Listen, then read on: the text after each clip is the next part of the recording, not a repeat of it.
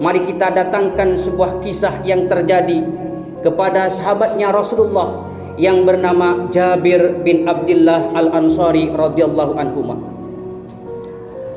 Dua-duanya adalah sama-sama sahabatnya Rasulullah.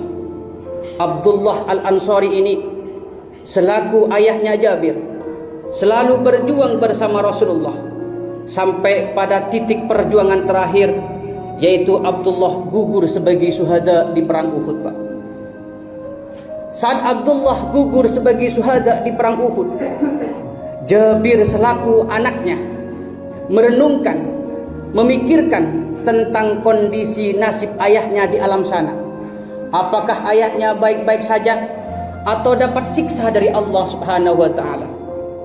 Saat Jabir ini memikirkan tentang nasib kondisi ayahnya di alam sana, tiba-tiba Rasulullah melihat dan menghampiri. Lalu Rasulullah berkata kepada Jabir, "Ma tanaluka ya Jabir? Ada apa dengan engkau wahai Jabir? Apa yang engkau pikirkan? Apa yang engkau renungkan?"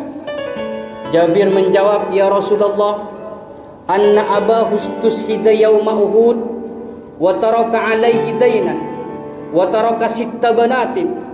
Wahai Rasul, sungguh ayahku gugur sebagai syuhada di perang Uhud. Akan tetapi Rasul, ayahku masih meninggalkan kewajiban hutang piutang yang masih belum diselesaikan. Ayahku masih meninggalkan 6 gadis yang masih kecil yang masih menjadi tanggungannya. Ini aku pikirkan wahai Rasul, ini aku renungkan. Walaupun ayahku gugur sebagai pahlawan syuhada di perang Uhud, namun karena masih meninggalkan kewajiban yang masih belum diselesaikan, khawatir takut siksa Allah itu datang kepadanya. Saat itu Rasulullah seraya membantu melunasi bebannya hutangnya itu. Lalu Rasulullah berkata kepada Jabir, "Ala uhbiruka ma qala Allah Ta'ala azza wa jalla li abika." Wahai Jabir, maukah kamu mendengarkan kabar yang datangnya dari Allah yang disampaikan kepadaku tentang nasib kondisi ayahmu, tentang bagaimana Allah memperlakukan ayahmu di alam sana? Bala ya Rasulullah, tentu ya Rasul, boleh. Rasul melanjutkan sabdanya, "Ya Jabir, innallaha ta'ala ahya abaka wa kallama abaka kifahan, faqala Allah ta'ala, ya abdi tamanna alayya u'tika." Wahai Jabir, sesungguhnya Allah Subhanahu wa ta'ala itu memberikan kehidupan kepada ayahmu, memberikan karunia kenikmatan kepada ayahmu di alam sana. Saat ayahmu diberikan kehidupan oleh Allah, lalu Allah berkata kepada ayahmu, "Ya abdi tamanna alayya, mintalah apa saja yang kamu inginkan, uktikah aku akan berikan." Ketahuilah wahai Jabir, saat Allah menawarkan sebuah permintaan, saat ayahmu dimintai semua permintaan, maka semuanya diminta oleh ayahmu, tanpa nantinan, tanpa tapi, semuanya diminta. Dikisahkan dalam hadis lain, Pak, orang yang sudah berhadapan dengan Allah diberikan fasilitas kehidupan di alam sana, mereka bagaikan burung yang menikmati luasnya, indahnya alam ini, menari berlari ke sana ke sini. Demikian ayahmu di alam sana, semua keinginannya diminta, sampai kepada permintaan yang terakhir yang tidak dikabulkan oleh Allah. Jabir lalu bertanya kepada Rasulullah, "Ya Rasul, permintaan apa yang tidak dikabulkan oleh Allah untuk ayahku?" Wahai Jabir, saat semua keinginan ayahmu diminta semua, Allah semuanya pada saat itu kabulkan, sampai kepada titik permintaan yang terakhir yang tidak dikabulkan oleh Allah, yaitu permintaan, "Ya Rabb, farji'ni ila dunya, kembalikan aku kepada dunia ya Rabb." Ini merupakan permintaan terakhirku ya Rabb, tidak ada lagi. Maka permintaan terakhir ini, kembalikan aku kepada dunia.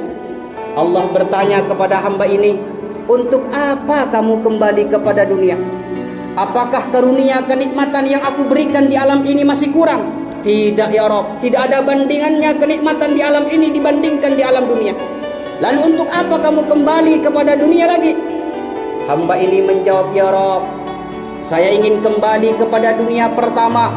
Saya ingin gugur sebagai syuhada kedua kalinya. Dan kedua, ya Rabb, saya ingin sampaikan kepada saudara-saudara muslimku bahwa di balik kematian ada keindahan tersendiri yang Engkau telah janjikan.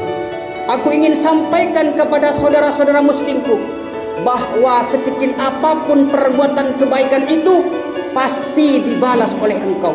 Aku ingin sampaikan seperti itu, ya Rabb. Allah menjawab, permintaan inilah wahai hambaku yang tidak bisa aku kabulkan. Lalu bagaimana caranya agar aku dapat menyampaikan kepada saudara-saudara muslimku, wahai Rabb?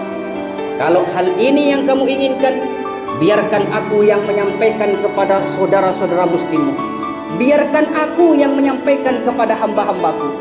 Maka disinilah turun ayat 169 sampai ayat 171 dalam surat Al-Imran.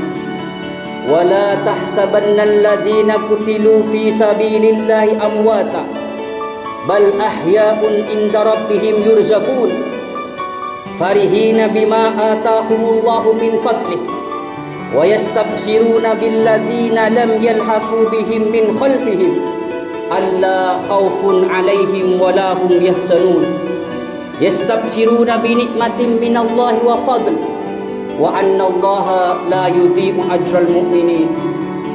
Jangan sekali-kali engkau mengira bahwa orang-orang yang gugur di jalan Allah itu mati. Sesungguhnya dia hidup di sisi Allah dan diberikan rizki olehnya. Dia bergembira senang hati selalu dalam setiap waktunya dengan karunia dan kenikmatan yang Allah berikan kepadanya. Dia tidak sedih dan tidak takut, selalu bergembira menanti kedatangan saudara-saudaranya yang masih belum nyusul. Di ujung ayat ini, wa annallaha la yudhi'u ajral mu'minin.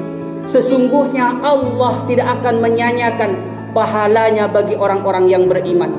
Allah tidak akan menyanyiakan pahalanya bagi hamba-hambanya yang selalu berbuat baik, walaupun itu kecil kebaikan itu dilakukan. Pasti dapat nilai memperoleh pahala dari Allah Subhanahu wa taala.